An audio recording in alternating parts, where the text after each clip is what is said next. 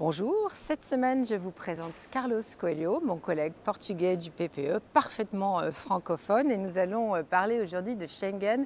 Carlos, tu as été qualifié dans l'hémicycle de Monsieur Schengen par le commissaire aux migrations dans le débat, parce que tu as travaillé depuis très longtemps sur ce sujet. Tu es rapporteur d'ailleurs du premier rapport sur le fonctionnement de l'espace Schengen dont on va parler aujourd'hui.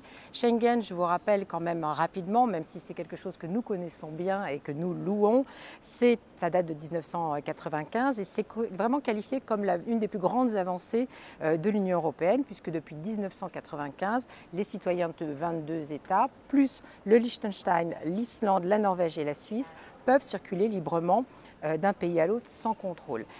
Évidemment, pour ça, il y a des règles. Les règles, elles sont finalement assez simples. On garantit, on contrôle les frontières extérieures de manière à garantir la liberté de circulation à l'intérieur de l'espace. Bon, dit comme ça a l'air simple et ça ne fonctionne pas exactement comme ça maintenant. Et c'est ce sur quoi on va parler avec toi, Carlos. Alors, d'abord, quelle est ton appréciation du fonctionnement de l'état de l'espace Schengen aujourd'hui? Et pourquoi est-ce qu'il a été décidé au Parlement d'avoir ce rapport sur le fonctionnement? D'abord, merci beaucoup, Sylvie, pour ton appui comme député, comme vice-président du Parlement européen et pour l'appui de ton groupe politique, les socialistes.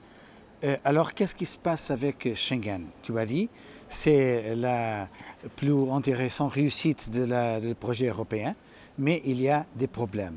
Nous avons un mécanisme d'évaluation Schengen, c'est-à-dire la Commission et les États membres peuvent enquêter sur place sur ce qui se passe dans les frontières et pour assurer que les États membres remplissent les conditions, les critères, les règles de Schengen.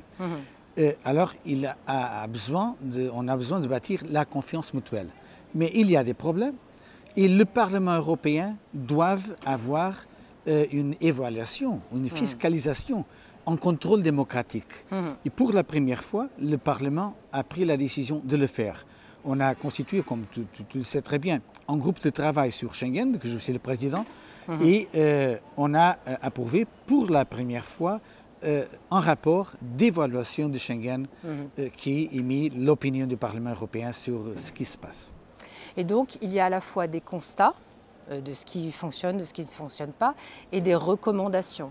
Et puis, bien sûr, un impact avec d'autres politiques aussi. Peut-être peux-tu t'exprimer sur les recommandations qui sont faites dans ce rapport, et je crois une appréciation forte du Parlement dans ce rapport.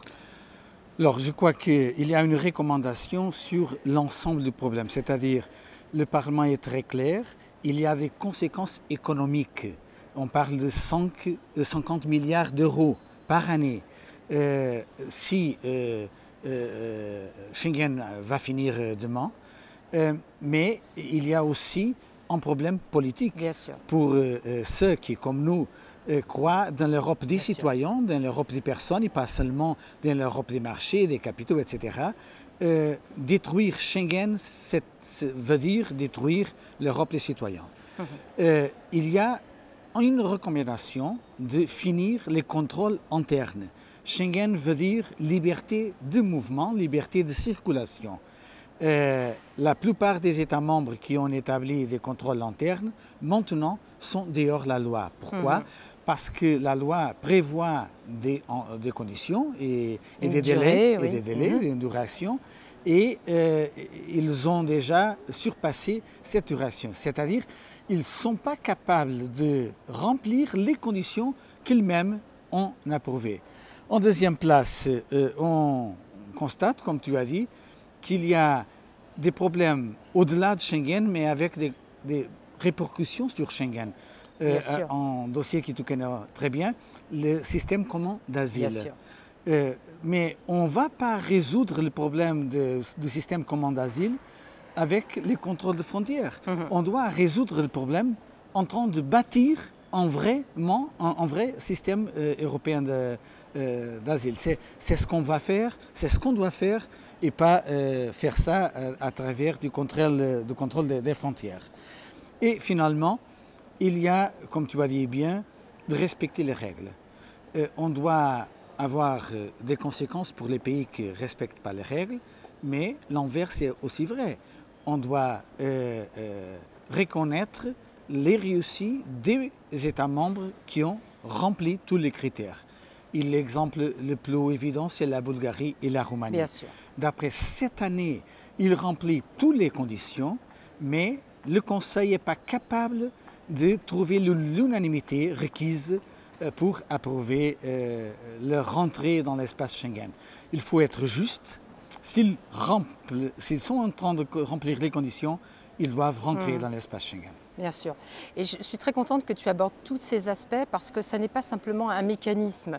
Je trouve que c'est très visible pour les citoyens et ça parle beaucoup aux citoyens. Quand on parle de Schengen, pour ceux qui ont connu avant les années 90 et les fils pour traverser les frontières, c'est extrêmement parlant. Donc c'est vraiment, comme tu l'as dit, un enjeu de citoyenneté, de démocratie et aussi, je dirais, de visibilité du Parlement européen, le sens qu'il donne à son action et aux recommandations. Complètement d'accord. Merci beaucoup Carlos, en tout cas bravo une nouvelle fois pour ce rapport et qui va évidemment se reproduire et être une boussole pour l'avenir du Parlement et de l'espace Schengen. Merci beaucoup.